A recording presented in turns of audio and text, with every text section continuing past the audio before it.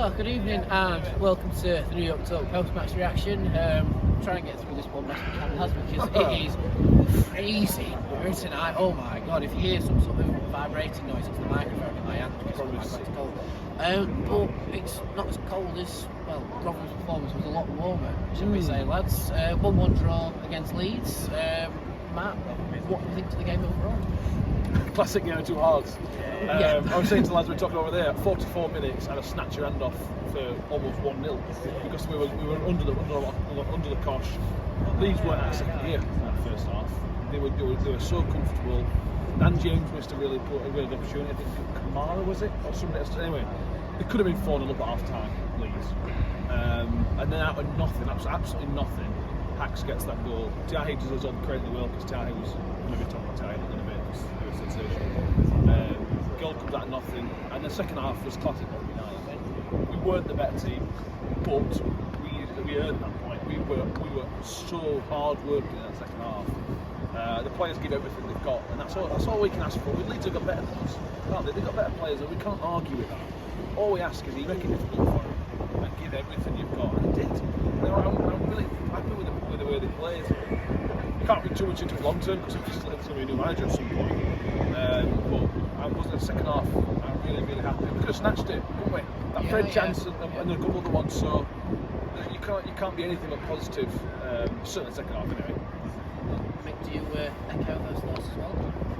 Yeah, I think so. Pretty much. Like Matt said, getting the two halves. I think we were pretty poor first half. To be fair, standing off them. But having said that, they were great with it.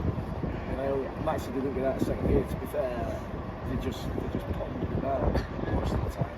And then when they got in the box, they picked the bullseyes and the banjos.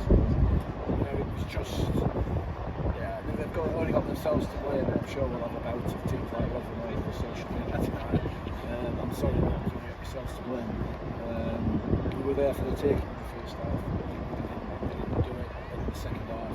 Did we create anything realistically? The offside goal, which we all need to watch that back, don't we? We'll come on to that, shall we? I'm on that.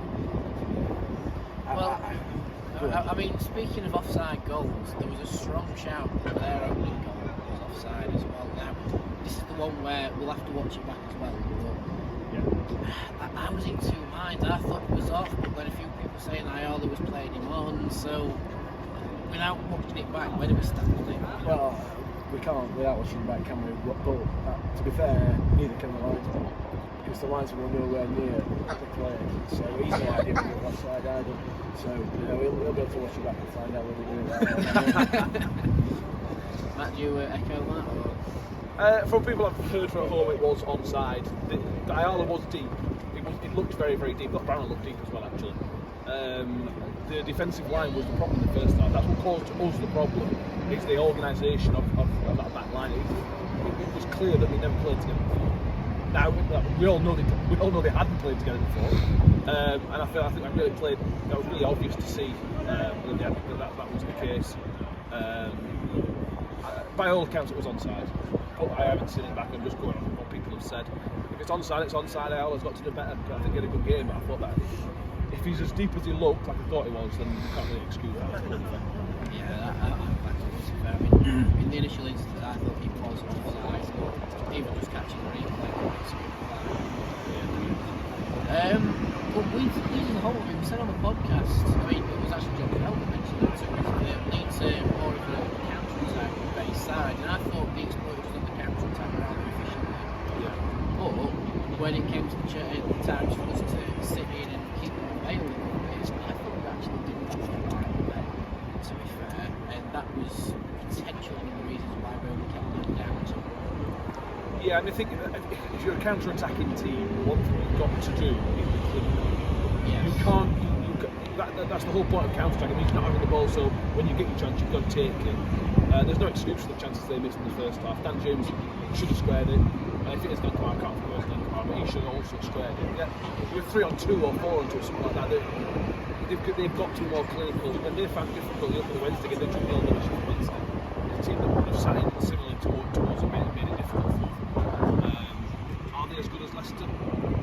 It's difficult to say because, but they're a good team, and if teams go at them, then they'll win every single game that team's coming because of the technical ability of those players, or the pace that those players have got.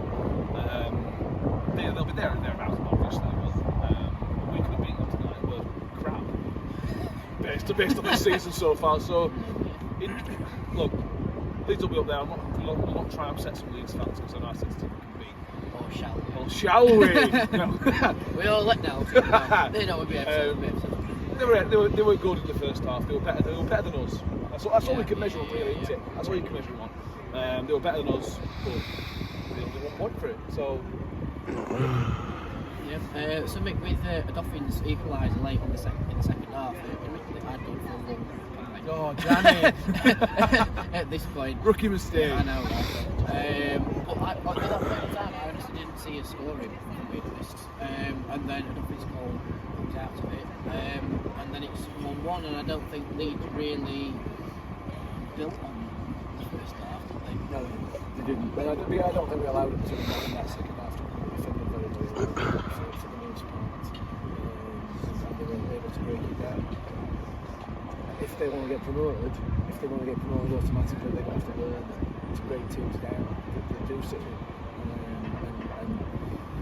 Daniel Farke, really. I'm not convinced he's got that ability in his. I don't think he's got that in his locker, despite the quality he's got in his team. He has got some quality on that side. I don't think his tactics, the way he sets his teams up, are built to do that. So I think they might struggle.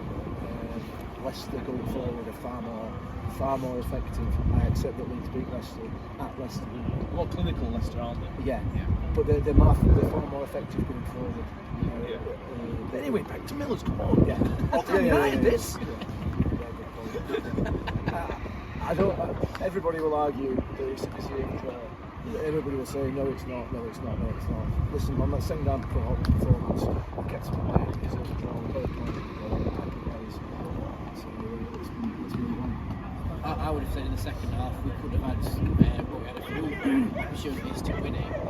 But the one that sticks in my mind is I forget who it was, but they took the ball very beautifully into the box, and they just had to square it. And I think if they squared it, it was 2-1.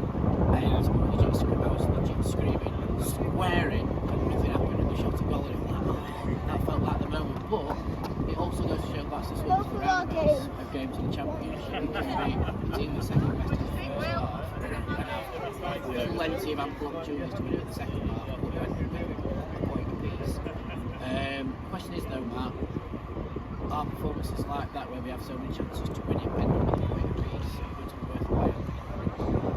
Yeah, that's a good point. I mean, the number of chances was clear off the line. People criticise it, but striker's got to go for that. I'm happy with that. Fred could have done better, maybe. You've got to take chances when you get them, but you've got to bear in mind who we are. We ain't got people that are going to be clinical and get you 1 in 2 chances. You're going to want 4 in 1 in 5 chances. So you've got to accept that, sadly. We created some really good opportunities. We really did create some really good opportunities in the second half. Tiahi was key to everything that we did. He didn't get a mention in saying obviously man of the match. But Tiahi was, for me, he was man of the match tonight. Tiahi was sensational. The way he looked after the ball, the way he kept it moving, the way he protected it, the way he basically set up hacks for the goal. I think he was key in the Fred chance as well. He went under the radar, he seemed to go under the radar tonight, but I thought he was sensational. And he's going to be key to creating those chances and the pressure on number, the pressure on people like that to be a bit more clinical. That lead defenders, that's a stunning clearance. You've got to give credit to the defender rather than criticising Nombe, I think. Yeah, it's cool. Yeah, it is very cool. Anything else, lads, or shall we wrap up? I want to wrap up. Yeah, please do. Subscribe. Yeah, thank you very much for watching, everybody. Like and subscribe, all that good stuff. We're going to go and get warm, and we'll see you for the next post-match reaction after the Swansea game 2 weeks in December, when we'll actually be worthwhile on the Christmas tree. So see you later.